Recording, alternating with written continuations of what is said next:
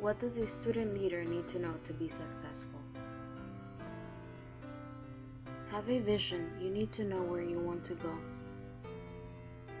What are some of the challenges that leaders are facing today? I think right now it's the fear of loss. I think that, as you can see a lot in our federal government, we have congressmen and senators that are very, very afraid of losing their position, afraid of losing their power, and so they are afraid to come out for something that they necessarily believe in, but that maybe the majority of their constituency doesn't. But I think a lot of them are not remembering, and I think some of the constituencies not remembering that even though we call this country a democracy, it's a republic, and we do not vote directly for our laws. We vote for people who vote for our laws. We trust in their judgment, and right now our leaders have lost that kind of courage to go ahead and lead and do what they think is right because they're afraid to lose power or lose their position in Congress, and it leads to, in my eyes, a lack of vision, and you don't find the solutions to the problems because you're just being quiet and kind of being safe. And in the end, loss is not the biggest thing. The lack of vision and finding the right answers is the biggest issue. So I think that's the biggest problem right now. Make decisions. Indecision wastes time, opportunities, and resources. Take risks. Do not be afraid of failure. Motivate others. You can work with them toward common goals. What are some of the characteristics you think leaders should have?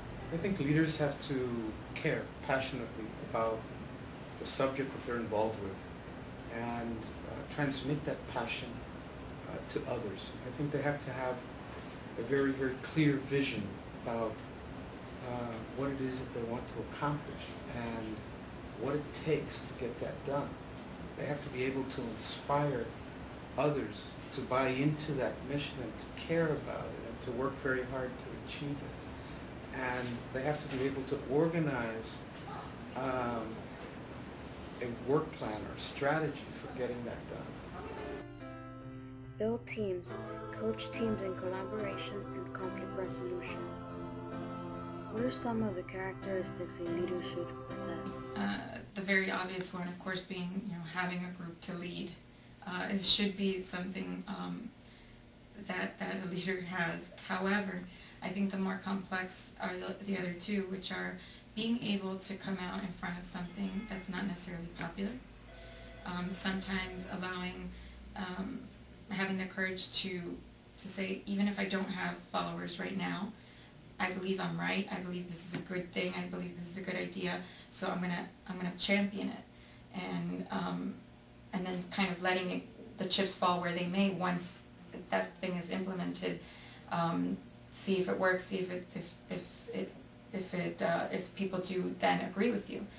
And then I think the last thing is having the courage to be wrong, because when you're jumping out in front of something, you definitely are going to fall into some bad things. They're not all going to be great ideas. They're not all going to be perfect. They're not all going to work. And even if they are good ideas, and even if they do work, you may not necessarily have people agree with you regardless. So you have to have the courage to be wrong and make big mistakes.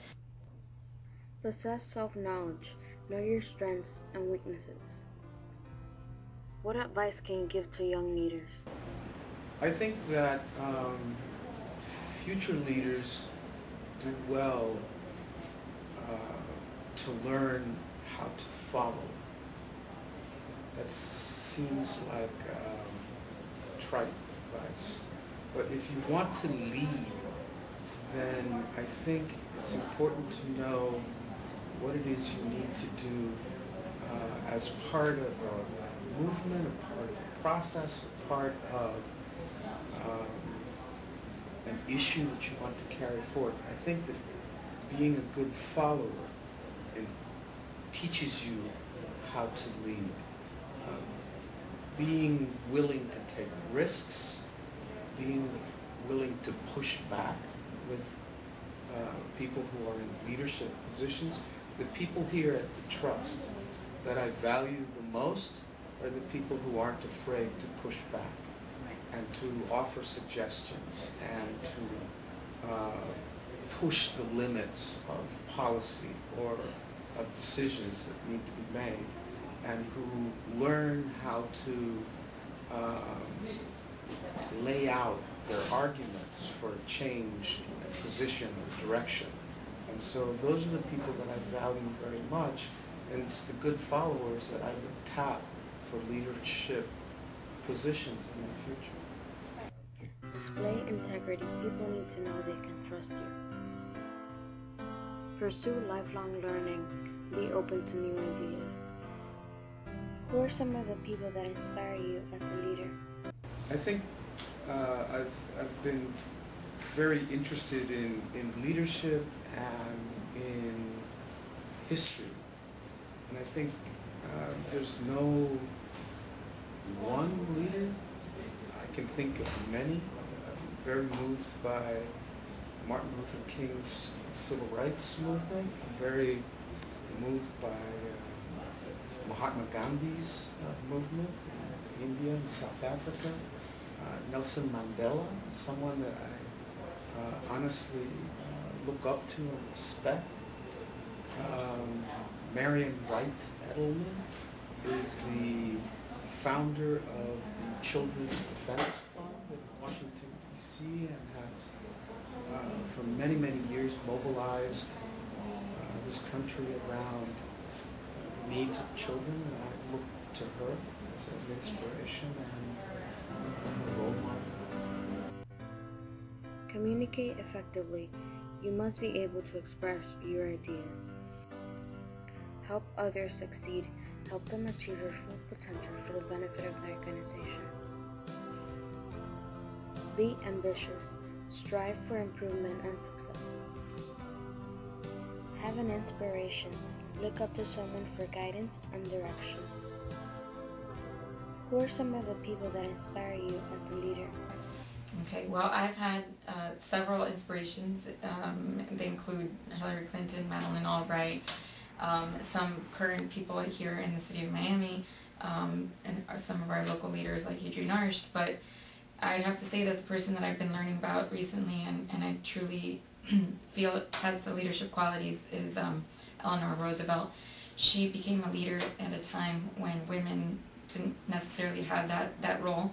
She was a first lady, but at the same time she was a de facto Secretary of State. She represented our country on numerous occasions with grace and intelligence.